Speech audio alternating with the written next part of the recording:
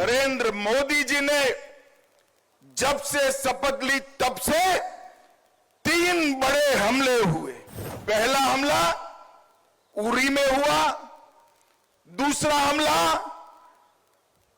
पुलवामा में हुआ और तीसरा हमला अभी अभी पहलगांव में करने का दुस्साहस पाकिस्तान प्रेरित आतंकवादियों ने किया। मोदी जी ने हर हमले का जवाब इतनी मक्कमता से दिया है कि आज पूरी दुनिया आश्चर्यचकित होकर देख रही है और पाकिस्तान भयभीत होकर उसका अनुभव कर रहा है। एयर स्ट्राइक कर कर चेतावनी दी गई मगर ये सुधरे नहीं। पहलगांव में हमला किया, इस बार ऑपरेशन सिंदूर से उनके हेडक्वार्टर्स को नेस्त नाबूद कर रखा। जवाब तो जरूर दिया मगर जवाब भी भारत के संस्कार के हिसाब से दिया।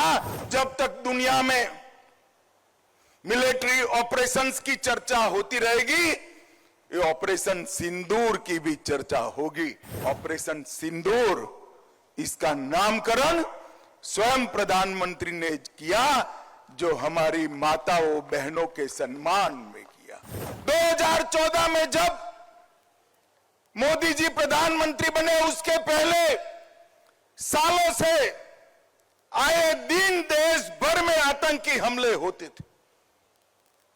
पाकिस्तान से आतंकवादी आते थे और हमारे जवानों को, हमारी जनता को मारकर चले जाते थे, बम धमाके करते थे, कई प्रकार के षड्यंत्र करते थे मगर कोई जवाब नहीं दिया जाता था। नरेंद्र मोदी जी ने जब से शपथ ली तब से 3 बड़े हमले हुए। पहला हमला उरी में हुआ, दूसरा हमला पुलवामा में हुआ और तीसरा हमला अभी अभी पहलगांव में करने का दुस्साहस पाकिस्तान प्रेरित आतंकवादियों ने किया। मगर मित्रों, मोदी जी ने हर हमले का जवाब इतनी मक्कमता से दिया है कि आज पूरी दुनिया आश्चर्यचकित होकर देख रही है और पाकिस्तान भयभीत होकर उसका अनुभव कर रहा है। जब उरी में हमला हुआ, सर्जिकल स्ट्राइक कर एक प्रतीकात्मक जवाब दिया गया। पुलवामा में हमला हुआ, एयर स्ट्राइक कर चेतावनी दी गई मगर ये सुधरे नहीं। पहलगांव में हमला किया, इस बार ऑपरेशन सिंदूर से उनके हेडक्वार्टर्स को नेस्त नाबूद कर रख दी और दुनिया भर के सुरक्षा से जुड़े हुए पंडित ऑपरेशन सिंदूर का जब एनालिसिस करने लगते हैं तो आश्चर्यचकित हो जाते हैं। मित्रों, आज मैं बड़े गर्व से कहने आया हूं, पहलगांव के हमले का बदला जैसे मोहम्मद और लश्कर-ए तोयबा के हेडक्वार्टर को जमीन दोस्त कर मिट्टी में मिला कर लिया गया। पाकिस्तानी आतंकवादियों ने हमारे नागरिकों पर, हमारे यात्रियों पर, निहत्थे लोगों का धर्म पूछकर, परिवारों के सामने, बच्चों के सामने कायराना हत्या की, नृशंस हत्या की और भारत ने जवाब तो जरूर दिया मगर जवाब भी भारत के संस्कार के हिसाब से दिया। हमने जैसे मोहम्मद और लश्कर-ए तोयबा के हेडक्वार्टर उड़ा दिए और 9 ऐसे ठिकाने जहां आतंकवादी तैयार किए जाते थे, ट्रेन किए जाते थे, हथियार छिपाए जाते थे, भारत में घुसाने का कैंप बना था, उसको ध्वस्त करने का काम भारत की वीर सेना ने किया और पीओके में मुजफ्फराबाद, कोटली, भावलपुर, मुरीद के पाकिस्तान की सीमा में 100 किलोमीटर अंदर जाकर हमारी सेना ने आतंकवादियों को जवाब देने का काम किया है। 100 किलोमीटर अंदर कई सारे अंतरराष्ट्रीय आतंकी घटनाओं के सरगना सियालकोट कैंप और कई सारे कैंपों में छिपे बैठे थे, वो सबको हमारे बम के धमाकों की गूंज ने स्पष्ट संदेश भेजा है कि भारत की जनता के साथ अगर किसी भी प्रकार का दुर्व्यवहार किया गया, आतंकी घटना की गई, तो उसका जवाब दुगने जोश के साथ दिया जाएगा। और मित्रों, जब हमने सिर्फ आतंकी हमलों पर ही, आतंकी अड्डों पर ही हमला किया था, फिर भी 8 तारीख को पाकिस्तान की सेना ने हमारी निर्दोष जनता पर कच्छ से लेकर कश्मीर तक पूरी पश्चिमी सीमा पर हमला करने का दुस्साहस किया, मगर मोदी जी के समय में हमारी एयर डिफेंस सिस्टम इतनी परफेक्ट बन चुकी थी कि एक भी मिसाइल्स भारत की भूमि पर नहीं गिर पाया, एक भी ड्रोन उनका भारत की भूमि पर नहीं गिर पाया। 100 से ज्यादा दुर्दांत आतंकवादियों को समाप्त करने के बाद जब एक भी हमला भारत को नुकसान पहुंचाने के में सफल नहीं हुआ, पाकिस्तान की सेना अभी सोचती ही थी।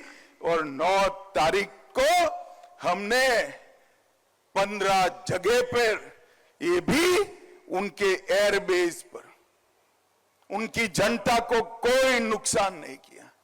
एयरबेस पर नूर खान एयरबेस, सरगोदा का स्थान, सुकुर एयरबेस, कराची में मलिर कैंट, कई जगहों पर 15 स्थानों पर उनकी क्षमता को, वायु हमला करने की क्षमता को तहस नहस करने का काम भारत की सेना के वीर जवानों ने किया। और उसने बता दिया कि आप हमारी मिसाइल्सों को नहीं रोक सकते हो। मित्रों, और आज पूरा दुनिया के लोग जब इसका एनालिसिस कर रहे हैं, भारत की सेना के सामर्थ्य को आश्चर्यचकित और आनंदित होकर देख रहे हैं। और पहली बार आजादी के बाद भारत की सेना ने 100 किलोमीटर अंदर जाकर पाकिस्तानी कैंप्स, आतंकवादियों के कैंप्स को ध्वस्त करने का काम किया। और जो डराते थे कि हमारे पास एटम बम है, उनको लगता था उनकी धमकियों से डर जाएंगे, परंतु ऐसा नहीं हुआ। हमारे वायुसेना, थल सेना, जल सेना, तीनों सेनाओं ने ईंट का जवाब पत्थर से देने का काम किया।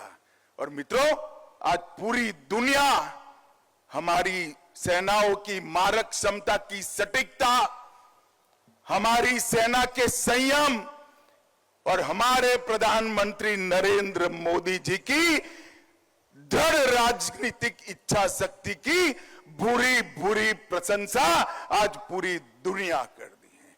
और आज मैं इस मंच से तीनों सेना के जवानों को, भारत की जनता और विशेषकर मेरे गांधीनगर लोकसभा क्षेत्र की जनता की ओर से मन पूर्वक सलाम करना चाहता हूं कि आपकी वीरता से हम सब का मस्तक गर्व से ऊंचा हुआ है। और हम सब के लिए एक और गर्व का विषय है कि गुजरात के ही सपूत, भारत माता के सपूत, गुजरात और पूरे देश की जनता इस विषय पर भी गर्व कर रही है कि एक ऐसा नेता भारत माता की कोख से जन्मा जिसने भारत माता के मस्तक को ऊंचा करने का काम किया, देश को सुरक्षित करने का काम किया। और भाइयों बहनों, जब तक दुनिया में मिलिट्री ऑपरेशंस की चर्चा होती रहेगी, ये ऑपरेशन सिंदूर की भी चर्चा होगी। और ऑपरेशन सिंदूर, इसका नामकरण स्वयं प्रधानमंत्री ने किया, जो हमारी माताओं बहनों के सम्मान में किया। सिंदूर का सम्मान ये भारत का संस्कार है। ये दुनिया के सभी लोगों को एक साथ समाचार देने का काम ऑपरेशन का नाम सिंदूर रखने से ही हो गया।